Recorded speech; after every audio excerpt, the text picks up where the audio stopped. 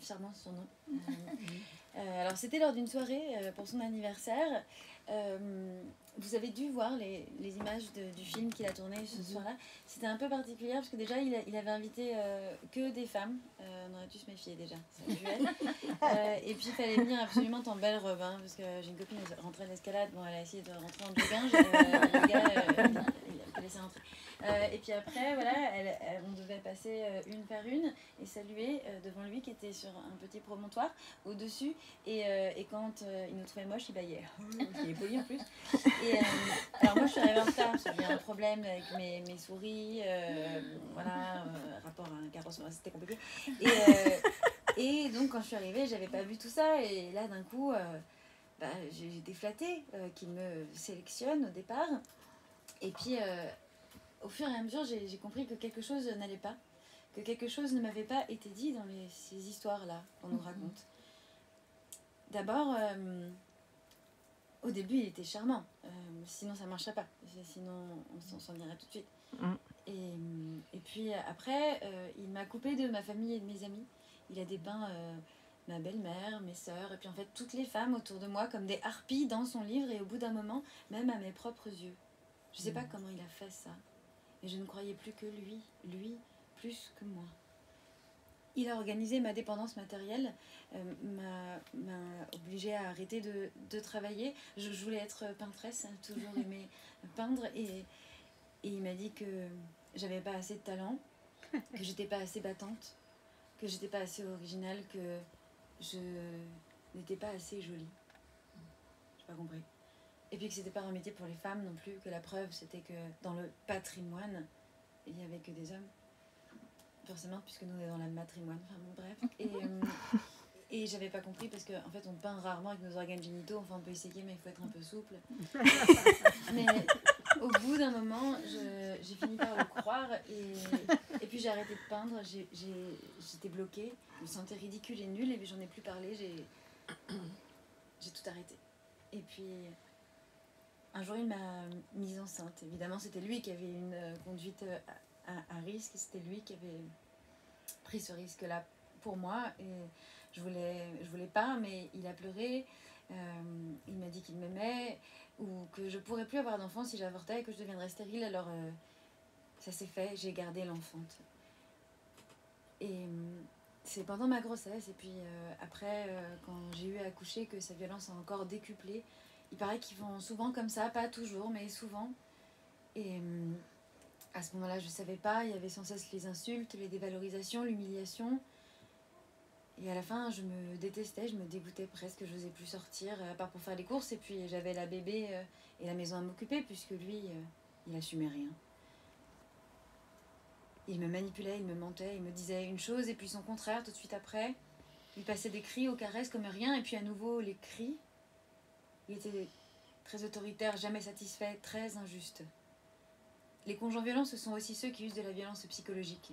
C'est une violence à part entière, terrible, dévastatrice, plus difficile encore à repérer et combattre aujourd'hui que la violence physique pour les victimes comme pour la société. Et ça, ils le savent, les soi-disant, on dit, pervers narcissiques, comme si c'était une maladie qui soignait. Les conjoints violents, gardiens de leur impunité. Pendant qu'il tripotait sa barbe bleue, je suis passée du rose Barbie au rose Mappa, pour faire la vaisselle. Et puis un jour, sa barbe a déteint sur moi. Et sont arrivés les bleus. J'ai déjà vu une campagne contre les violences des conjoints qui disait aux femmes d'abord, le silence tue. Non. Non, c'est pas du tout. Je sais pas si vous avez vu le silence, vous tuez une personne devant vous dans la rue. Non, c'est pas le silence qui tue. Ce sont les hommes qui tuent. J'ai déjà vu aussi qu'on disait attention hein madame, à la première gifle, il faut partir, sans blague. Et quand ils commencent à nous frapper, c'est bien parce qu'on ne peut plus partir. C'est qu'ils nous ont rendus incapables de fuir. Pour moi, l'escalade de la violence avait tout brouillé, tout verrouillé. Tantôt, il s'excusait, il pleurait, il disait qu'il m'aimait, qu'il recommencerait jamais, que c'est parce qu'il avait eu une enfance difficile. Il racontait même que c'est parce que sa mère avait été violente. C'est toujours un peu la faute des mères, si on regarde bien. Même Elle était violente, disait-il, contre son père. Et puis d'autres fois, il me menaçait pour que je ne parle pas. Et à qui parler d'ailleurs? Mon prince, il est connu, hein, admiré, respecté. Il a joué dans des films. Il passait pour un pirate adorable. Ou alors, comme vous, il faisait des visites à base de chocolat, de chocolaterie. Et il passe pour un mec si talentueux, si gentil, si beau. Moi, je passe pour une femme chanceuse. Et puis, il y avait aussi des fois où il m'avait tellement poussé à bout, il m'avait fait tellement de mal. Des fois où il y a un moment où on se dit qu'on ne veut plus être la victime. À un moment, on se dit peut-être que c'est ça la relation qu'il veut, peut-être que je peux me défendre, peut-être que moi aussi. Et ma colère sortait de temps en temps aussi contre lui, plutôt contre moi, mais parfois contre lui. Et là, il enregistrait, il filmait, il prenait des preuves. Et puis, personne ne m'aurait cru et soutenu parce que lui qui brille toujours et moi qui faisais la gueule. Et les gens me disaient t'as de la chance. Puis ils me disaient aussi il a du mérite de rester avec toi. D'abord parce qu'il est tellement plus connu. Ouais, il est aussi plus vieux que moi, plus riche que moi. Mais toi, lui, il est tellement flamboyant et toi, tu fais toujours la gueule. Le jeu, on me disait ça. Et puis un jour, j'ai entendu chanter sous mes fenêtres.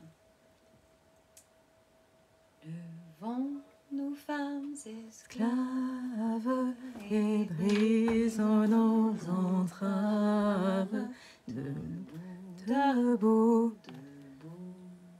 C'était une 8 mars, nuit de Vénus, pour la journée internationale de lutte pour les droits des femmes, ou c'était une 25 novembre pour la journée internationale de lutte pour l'élimination des violences commises à l'encontre des femmes. Alors je suis sortie, et là il y avait des femmes, et c'est comme si elles m'avaient reconnue, elles m'ont tendu une carte, dessus il y avait un nom d'association, une adresse, je l'ai mis dans mon sac.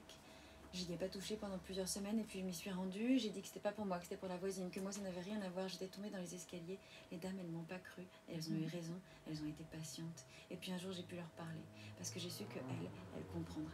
J'ai su que elles n'allaient pas me demander mais pourquoi vous n'êtes pas parti plus tôt. J'ai su que elles savaient les mécanismes de l'emprise. J'ai su que elle savait que la victime, ça n'est jamais la coupable. Que le seul coupable, c'est lui, ce sont eux, ce sont les agresseurs, qu'ils n'ont pas le droit de faire ça. J'ai su qu'elles me croiraient. Et alors, elles m'ont conseillé. Elles m'ont dit qu'elles aimeraient me proposer de porter plainte. Elles m'ont dit, ça devrait se passer comme ça. Elles m'ont dit, on a cru qu'on pourrait faire ça avec MeToo et puis il y a eu le backlash. Et si vous portez plainte, portera sûrement plainte pour diffamation. Et le monde prendra parti pour lui. Alors, c'est moi qui suis partie. On a mis en place quelque chose pour que je m'échappe. Il y avait un convoi de courges qui sortait du château. J'en ai évidé une. J'ai grimpé dedans et ma belle-mère qui était au loin a dit bibidi babidi bou, c'était le nom de code et je suis sortie avec mes filles et maintenant on vit en sécurité avec nos sœurs de lutte. Maintenant on est heureuse parce qu'on est entre nous, parce que cette utopie-là, elle est possible. Et je voudrais dédier ce texte à Amber Heard.